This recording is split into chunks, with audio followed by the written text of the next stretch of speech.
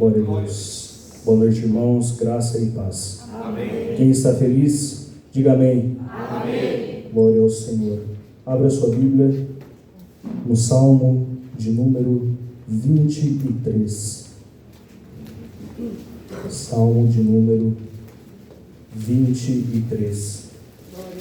A felicidade de termos o Senhor como nosso pastor. Salmo de Davi. Aqueles que encontraram, digam amém. Amém. Diz assim a palavra de Deus: o Senhor é o meu pastor, nada me faltará. Deitar-me faz em verdes pastos, guia-me mansamente a águas tranquilas. Refrigera minha alma, guia-me pelas veredas da justiça, por amor do seu nome. Ainda que eu andasse pelo vale da sombra da morte, não temeria mal algum, porque tu estás comigo, a tua vara e o teu cajado me consolam. Preparas uma mesa perante mim, na presença dos meus inimigos. Unges a minha cabeça com óleo, o meu cálice transborda. Certamente que a bondade e a misericórdia me seguirão todos os dias da minha vida, e habitarei na casa do Senhor por longos dias. Amém? Amém. A igreja pode se assentar na presença do Senhor. Aleluia. O Salmo de número 23, sem dúvida, é um dos salmos mais conhecidos de toda a Bíblia. De crentes fervorosos até o mais vil ímpio, dificilmente encontraremos alguém que não saiba de cor o primeiro versículo. O Senhor é meu pastor, nada me faltará. Conforme eu citei antes de iniciar a leitura, este é um salmo de Davi. E Davi, o escritor deste salmo, antes de ser ungido rei, passou anos cuidando do rebanho de seu pai. Com certeza era um homem habilitado. Para quê? Habilitado para dizer e saber quais eram as fragilidades, os medos de uma ovelha e também as características de um bom pastor. Mas neste momento ele escreve de outra perspectiva. Ele não escreve da perspectiva que ele viveu por anos, do pastor olhando para a ovelha. Aqui, no Salmo 23, ele escreve da perspectiva da ovelha olhando para o pastor. Da ovelha olhando para o pastor. E veja que ele começa dizendo: o Senhor é o meu pastor. Aqui, quando Davi escreve dizendo o Senhor, no original, ele refere-se a Deus como Yahvé. Eu sou o que sou.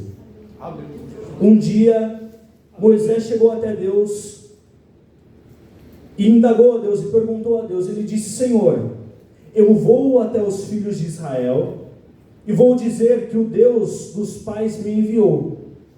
Quando me perguntarem qual é o nome deste Deus, o que eu respondo? E Deus respondeu: eu sou o que sou. Diga que o eu sou te enviou. E Davi, aqui no Salmo 23, diz que o eu sou o que sou era o pastor dele. E quem é o eu sou o que sou? O eu sou o que sou é o Messias sofredor do Salmo 22. O eu sou o que sou é o Rei da Glória do Salmo 24. É o Senhor dos Exércitos. O eu sou o que sou é o Verbo encarnado, aquele que um dia tabernaculou-se, habitou entre nós, o Verbo de Deus. O eu sou o que sou é Jesus Cristo de Nazaré. Este é o Senhor. E quando Jesus ele se encarnou, havia um objetivo bem claro: buscar e salvar o que se havia perdido. Com certeza, neste momento, está claro na mente de todos que o pastor do Salmo 23 é Jesus. Ele é o pastor. Mas a pergunta de Deus nesta noite para você é: você é a ovelha do pastoreio dele? E perceba bem a pergunta. A pergunta não é se você é ovelha. A pergunta é se você é ovelha do pastoreio dele. Sabe por quê? Porque ovelha todos nós somos. Você é ovelha. Todos somos ovelhas. O profeta Isaías escreve no capítulo 53 dizendo que todos nós, como ovelhas desgarradas, rebeldes, íamos para os nossos próprios caminhos. Todos nós como ovelhas.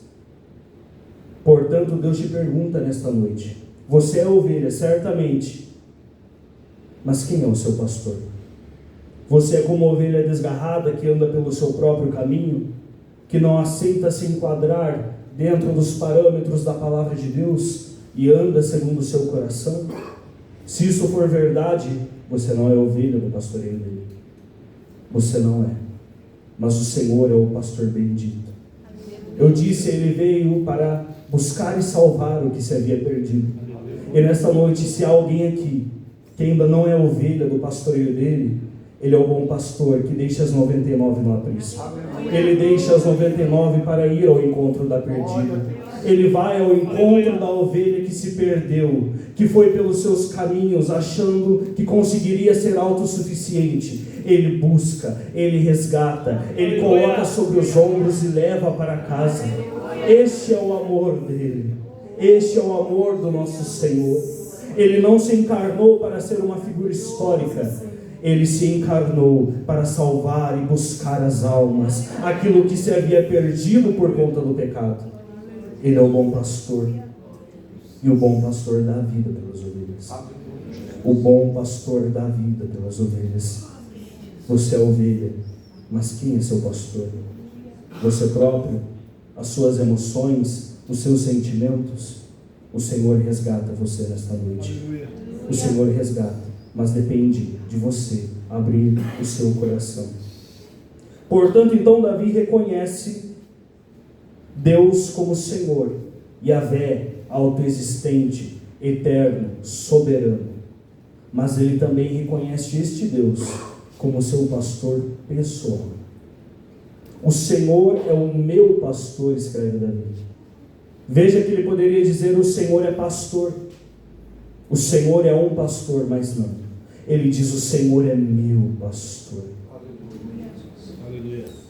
O Senhor é pastor de quem aqui? Você é uma ovelha do aprisco dele? Você é a igreja? É necessário reconhecer Deus como pastor pessoal. Todos aqueles que desejam receber as bênçãos do Senhor devem fazer a mesma declaração que Davi. E nós sabemos sobejamente, ter Jesus como pastor pessoal é ter um conhecimento teórico sobre ele? Igreja? Não, não é. Ter Jesus como seu pastor pessoal é viver em obediência a ele a cada dia. Não é ter conhecimento histórico sobre quando ele nasceu, por onde ele andou, os milagres que ele fez, as falas, tudo que ele disse. Não, isso não é ser ovelha dele. Isso não é tê-lo como seu pastor pessoal, mas sim viver em obediência. Viver em obediência, reconhecendo que ele se encarnou e morreu em uma cruz. E teve o seu corpo moído, o seu sangue vertido para que tivéssemos vida. Isso é tê-lo, é fazer a confissão de fé. Ter Jesus como pastor não é somente vir à igreja. Porque alguém pode vir até a igreja, frequentar os cultos e ainda não ser obediente, e ainda assim estar afastado, ter o coração longe do Senhor. Ele disse: aquele que quiser vir após mim, negue-se a si mesmo. Alguém pode vir até a igreja sem estar negando a si mesmo? Alguém pode vir até a igreja e não ter o coração transformado por ele? Sim, pode. Por isso que ter ele como pastor pessoal é reconhecer o sacrifício dele, é viver em santidade, e todas as demais coisas, saber os milagres que operou, saber o que ele disse, e vir à igreja, são consequências disso, que devem ser feitas mas não é isso a essência. E foi o próprio Jesus quem disse: conheço as minhas ovelhas, e das minhas ovelhas eu sou conhecido. Aleluia. Ele conhece cada um que é ovelha dele. Aleluia. Ele conhece, o Senhor conhece. O Senhor conhece. E você tem conhecido a Ele? A pessoa que não se rendeu a Ele não pode viver as bênçãos provenientes do seu pastoreio. Não pode. Mas os que permitem que Ele transforme, que Ele resgate, a estes o Senhor tem promessas. Aleluia. E ao longo do Salmo 23, com certeza nós temos maravilhosas promessas. Porém, rapidamente nessa noite, meditaremos naquelas que estão concentradas no versículo de número 4. Sem dúvida, quando somos transformados pelo Senhor, quando somos alcançados pela graça dele, entendemos então que, conforme escreve o apóstolo Pedro, em sua primeira epístola, no capítulo 2, no versículo 11, ele chama os crentes de peregrinos. Todo aquele que se rende entende que a vida aqui sobre essa terra agora é passageira, e já seria de qualquer forma. É efêmera, porque a nossa cidade está nos céus. Aleluia. Então nós caminhamos a cada dia olhando para Ele, aleluia, o autor e o consumador, e caminhamos a cada dia em meio a este mundo, estando nós no mundo, mas não sendo nós do mundo. Há uma dificuldade, e conforme já citado em meio à ministração do louvor, o Senhor Jesus foi quem disse: no mundo tereis aflições. Portanto, em meio a esta caminhada, passamos por lutas, passamos por dificuldades. Mas no versículo 4, nós encontramos promessas do Senhor, para que enfrentemos cada uma delas no poder do Senhor. Junto a Ele, nos fortalecemos a cada dia, caminhando para a eternidade. O versículo 4 então começa dizendo: ainda que eu andasse pelo vale da sombra da morte, não temeria mal algum. A primeira promessa é a coragem diante dos perigos. Todo aquele que é ovelha do pastoreio do Senhor, agora tem coragem diante dos perigos. Aleluia. Ainda que eu andasse pelo vale da sombra da morte, não temeria. A falta de temor mostra então coragem. E o vale não é uma hipótese na vida do crente, o vale é uma realidade. Todos nós enfrentamos, conforme cito de novo a ministração do jovem Gabriel. Há alguém aqui que não passa por lutas? Não há. Você sabe tanto quanto eu sei que o vale é uma realidade. Mas se estamos com Ele, se o Senhor, se somos ovelhas do Senhor, então podemos passar pelo vale. Podemos passar pelo vale. Podemos estar em desfiladeiros, em momentos, em encruzilhadas, mas mesmo assim termos coragem. Termos coragem para passar e para enfrentar. E se nós temos coragem, então nós podemos e devemos dizer, conforme o apóstolo Paulo escreve em Filipenses no capítulo 4. Paulo, sem dúvida, foi um homem que enfrentou grandes bênçãos. Todos concordam? Amém? Mas também enfrentou grandes lutas. Mas ele diz: eu sei estar abatido e ter abundância.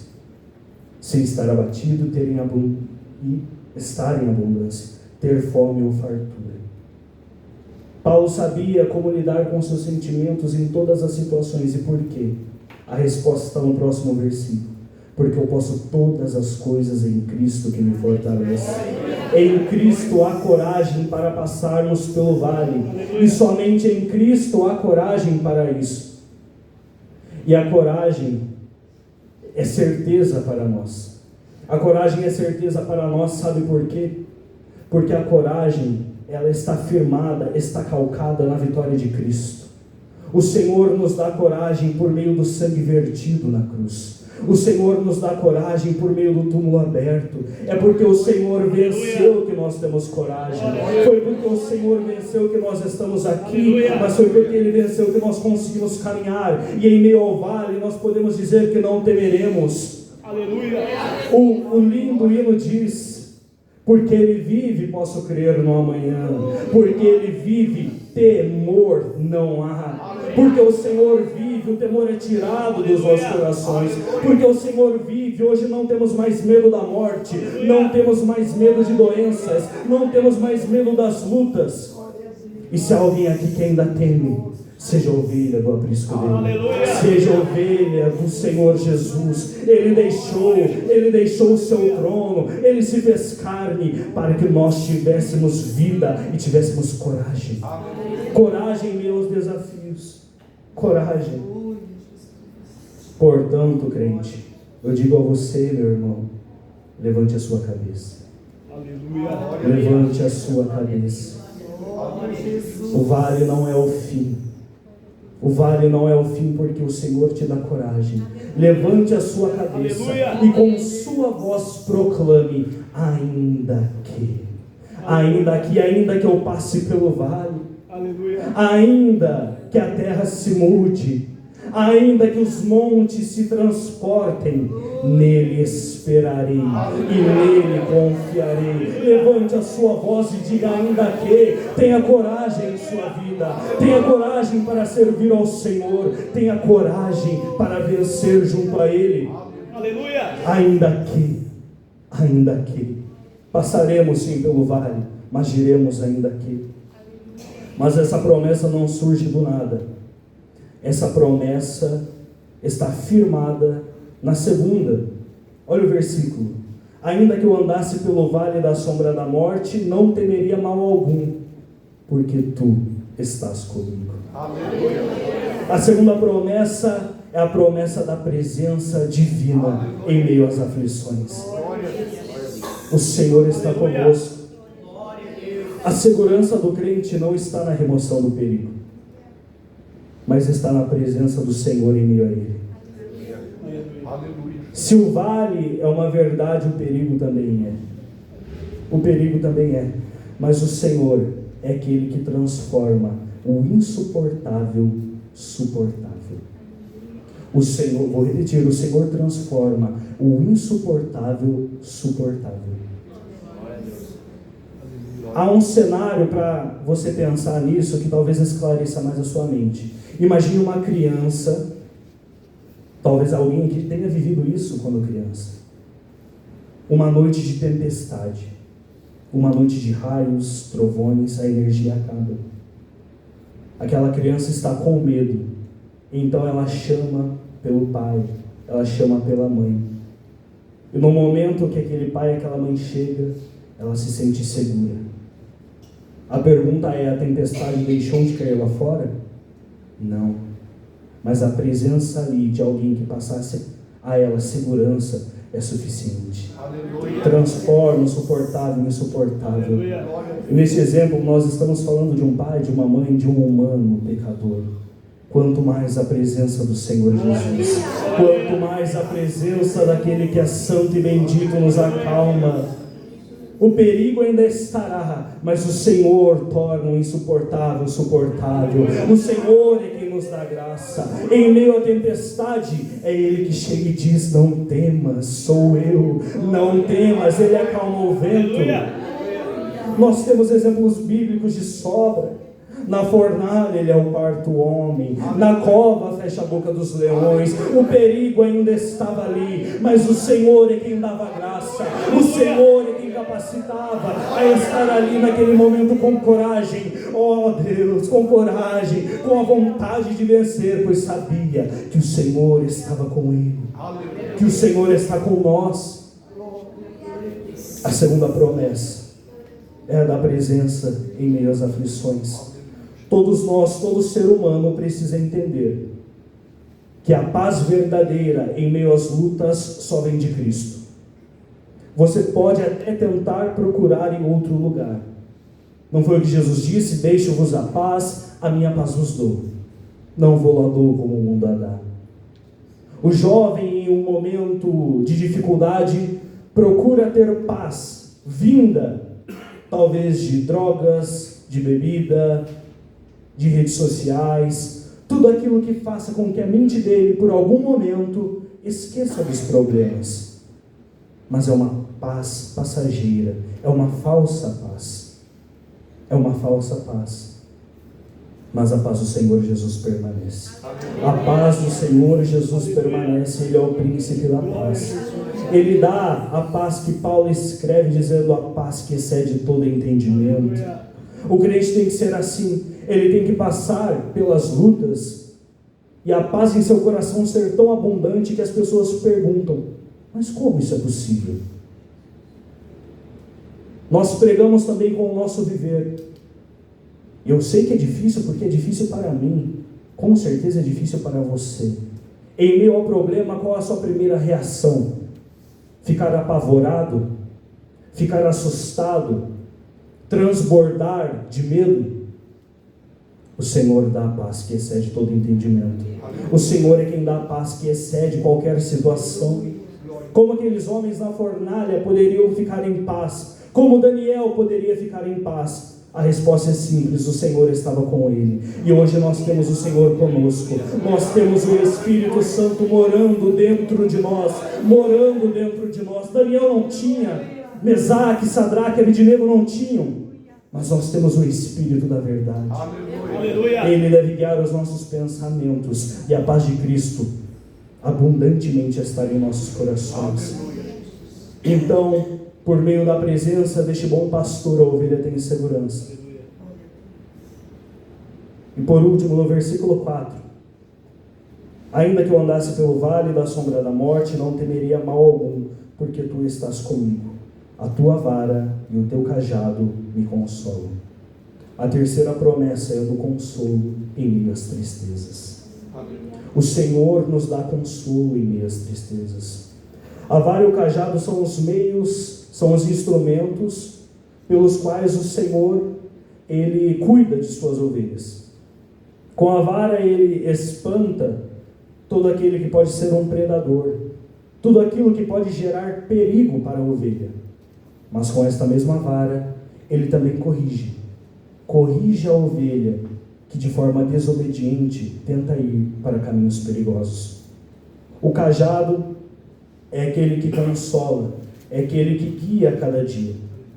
Juntos, a vara e o cajado garantem segurança para a ovelha. A vara e o cajado garantem segurança. A vara, então, serve para espantar os inimigos e corrigir se necessário. O cajado serve para guiar a cada dia, em cada passo. E hoje nós temos em nossas mãos um instrumento prático que cumpre o papel da vara e do cajado. A palavra de Deus hoje é a vara do Senhor para conosco, é o cajado do Senhor para as nossas vidas. Portanto, leia ela. Portanto, que o seu coração seja cheio da palavra de Deus. É por meio da palavra que nós vencemos os inimigos. Não foi isso que o salmista escreveu? Escondi a tua palavra em meu coração para não pecar contra ti. Quando a palavra do Senhor está em nossos corações, então nós conseguimos afugentar os nossos inimigos. Quais são os nossos inimigos? O diabo, a carne, o mundo. Pela palavra, Jesus venceu o diabo. Use, leia esta palavra, e por ela também seja corrigido se necessário, seja exortado se necessário, e por meio dela Ele nos guia, lâmpada para os pés, luz para o caminho. Amém? Amém. É isso que Paulo escreve em 2 Timóteo 3,16. Ele diz que toda palavra divinamente inspirada é apta para ensinar, redarguir, corrigir e instruir em justiça. Toda palavra é inspirada e ela é apta para te consolar, ela é apta para te corrigir, ela é apta para te guiar a cada dia. Creia nisso, leia a palavra, valorize a palavra. Não faça do momento da pregação apenas mais uma parte do culto. Tenha o seu ouvido aberto, conforme o pastor tem dito, misture com fé e a pratique a palavra. Porque é por meio dela que o Senhor nos guia cada dia. Que os nossos ouvidos estejam atentos. Permitamos que a palavra do Senhor opere. E por meio dela, nós podemos descansar no Senhor. Uma simples frase, uma simples colocação do pregador, se ouvida pelo coração, com o coração aberto e praticando, pode mudar totalmente uma vida. Pode mudar a forma como que você se porta. Enquanto eu meditava neste texto, eu lembrei de uma colocação do pastor. Em uma certa pregação, ele deu um exemplo, dizendo que o Senhor é a rocha. E o Senhor é a rocha? Amém. Com certeza Ele é. Em meio às lutas, em meio às dificuldades, Ele permanece firme. E todo aquele que está nele, fortificado também. E o pastor disse que o Senhor é como imagina uma grande rocha. E nós, com os nossos problemas, com as nossas dificuldades, com as nossas necessidades, somos como um passarinho pousando sobre uma grande rocha. Qual é a força exercida por este passarinho? Nós temos aqui o Lucas. Se pedíssemos para ele tentar fazer um cálculo sobre a força exercida pelas patas daquele passarinho, com certeza essa conta começaria com muito zero, antes de um número, que não fosse o zero. Com certeza. Portanto, este é um exemplo, e aquilo me transformou. Aquilo mudou a minha ótica em meio às situações, porque quando caminhamos parece que o nosso peso é demais. Nós temos a palavra de Deus, sim, mas quando praticamos ela, é o meio pelo qual o Senhor nos guia. Aleluia. É o meio pelo qual a vara e o cajado nos consolam em meio às dificuldades. Esta é a palavra. E então, estas são as promessas do versículo 4. E no versículo 6 diz: certamente que a bondade e a misericórdia me seguirão todos os dias da minha vida, e habitarei na casa do Senhor por longos dias. Com o Senhor nós temos comunhão para a eternidade. Nós temos comunhão para a eternidade. Em meio a este caminhar, foi como eu disse, nós peregrinamos. Em meio a este caminhar, nós temos sim o bom pastor à nossa frente, nos guiando, nos levando junto a Ele. Mas o Senhor também nos dá bondade e misericórdia. Spurgeon, o príncipe dos pregadores, ele chama a bondade e a misericórdia de duas irmãs gêmeas que nos escoltam. O Senhor vai à frente como pastor, e a bondade de um lado e a misericórdia do outro vai nos escoltando. A bondade atende às nossas necessidades. Por meio da bondade o Senhor nos alcança, nos dá aquilo que precisamos. Por meio da bondade o Senhor, Ele atende cada necessidade nossa. E por meio da misericórdia Ele destrói os nossos pecados. As misericórdias do Senhor são a causa de não sermos consumidos. Bondade e misericórdia andam lado a lado, nos escoltando. Nos escoltando para quê? Para onde? Para a eternidade. Para a eternidade, porque depois diz: e habitarei na casa do Senhor por longos dias. Habitarei. Perceba então o panorama. O Senhor, Ele resgata a ovelha. Você é ovelha de qualquer forma. Se você não é ovelha do aprisco dele, o Senhor te transforma nesta noite. Por meio desta palavra, misture ela com fé, abra o seu coração e seja transformado. É apenas uma decisão, não é um raciocínio grande, é uma decisão. Você não tem que ficar pensando, você tem que se posicionar. Somente. Então Ele resgata a ovelha perdida.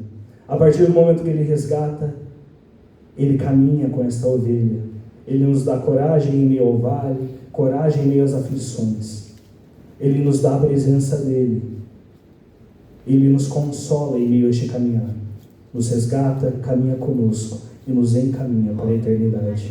Ele nos encaminha para estarmos naquele lugar onde não haverá mais choro. Aqui Ele está conosco, nos dando coragem, nos consolando em meio às tristezas. Mas um dia o caminho chegará ao fim e estaremos naquele lugar onde não haverá mais tristeza, não haverá mais luta, mais dificuldade, não haverá, porque o Senhor será tudo em todos para sempre. O Senhor estará conosco, viveremos em plena alegria, o nosso coração se revestirá a cada dia de alegria, pois nós estamos com o Rei da Glória, nós estamos com o Senhor que caminhou conosco todos os dias aqui, que não nos deixou órfãos. Estaremos com Ele para sempre. Ele enxugará toda lágrima dos olhos. Lá não precisaremos mais da coragem. Lá não haverá a possibilidade do medo. Lá só haverá o Cordeiro para sempre reinando. O sol da justiça bendito, eternamente reinando. Aleluia. Aplauda o nome do Senhor.